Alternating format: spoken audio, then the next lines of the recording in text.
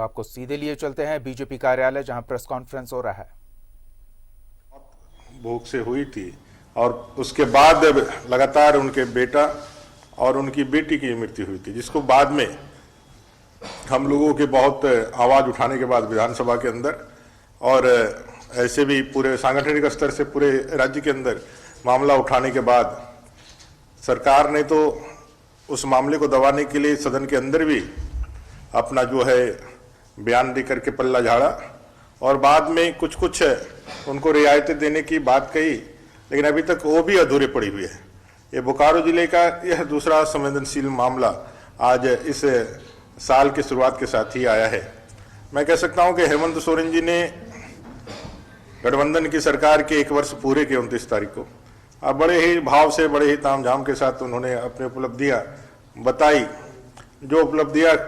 सत्य से परे भी है और वो उपलब्धि वास्तव में उनकी है भी नहीं, लेकिन उन्होंने अपनी उपलब्धि बताई। आज 9 वर्ष के प्रारंभ में ही यह घटना दलितों के साथ हुई है। ये सारे मुद्दों को लेकर के, चाहे भूखल घासी के परिवार के साथ न्याय दिलाना हो, चाहे फिर आपको ध्यान में आकर्षित कराना चाहिए बस्ता कोला में झरिया में भू धसान से एक दलित परिवार की महिला कल्याणी देवी जमींदोज हो गई। पूर्ववर्ती सरकार में, जिसमें रघुवरदास जी की सरकार थी, इसी तरह की घटना में इमीडिएट राज्य सरकार 4 लाख रुपया उसको मुआवजा के रूप में दिया, लेकिन आज तक मुख्यमंत्री जी के संज्ञान में लेने के बाद भी, धनबाद जाने के बाद भी उस पीड़ित परिवार को अभी तक सरकार की ओर से कोई मुआवजा नहीं मिला है। ऐसे अनेकों छोटी बड़ी घटनाओं को लेकर के, और सबसे बड़ी जो भारत सरकार ने अपने 23 तारीख के कैबिनेट में नरेंद्र भाई मोदी जी के नेतृत्व में सामाजिक न्याय अधिकारिता मंत्रालय ने 600 करोड़ रुपए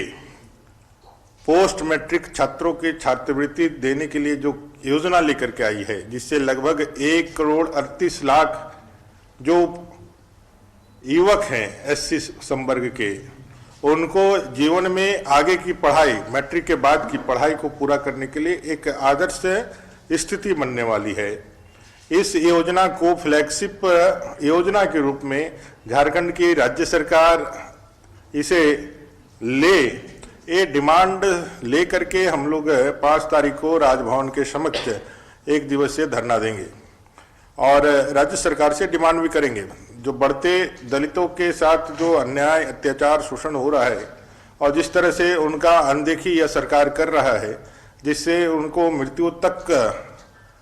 प्राप्त हुए जा रहे हैं, परिवार की मृत्यु तक हो जा रही है, सारे मसलों को लेकर के हम लोग यह धरना का कार्यक्रम करेंगे। पोस्ट मैट्रिक छात्रवृत्ति पूरे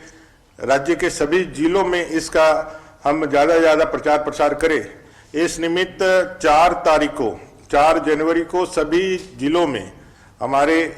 मोर्चे के पदाधिकारी, मोर्चे के जिला के अध्यक्ष और उस जिले में निवास करने वाले अपने विधायक, सांसद, मोर्चे के विधायक, सांसद और जो हमारे स्थानीय निकाय के जो भी जनप्रतिनिधि हैं, चाहे वो जिला परिषद के हो, चाहे फिर नगर पंचायत, नगर परिषद या नगर निगम के हो, उन लोगों के माध्यम से यह विषय रखा जाएगा। साथ साथ दलितों के ऊपर जो अन्याय, अत्याचार और जो उनके अनदेखी की जा रही है, उस विषय को रखा जाएगा और 5 तारीख को हम लोग यहाँ धरना राजभवन के समक्ष देंगे। आज के प्रेस वार्ता में इसी विषय को आपके समक्ष रखने के लिए, यही निवेदन करने के लिए आपको बुलाया गया है। जी धन्यवाद। झारखंड को क्या फायदा होगा अगर राज्य सरकार इसको फ्लैगशिप योजना के रूप में अगर स्वीकार करती है, तो क्या बात? झारखंड में अभी लगभग 12.9% एससी आबादी है, जिसका 2011 के सेंसस के अनुसार लगभग 44 लाख के करीब एससी परिवार है। मैट्रिक तक की पढ़ाई स्कूलों में हो जाती है, लेकिन पोस्ट मैट्रिक जो गरीब तबके के लोग हैं, जो एससी परिवार के लोग, जो खटने खाने वाले लोग हैं, वो हायर एजुकेशन के लिए अपने बच्चों को उचित माहौल या उचित,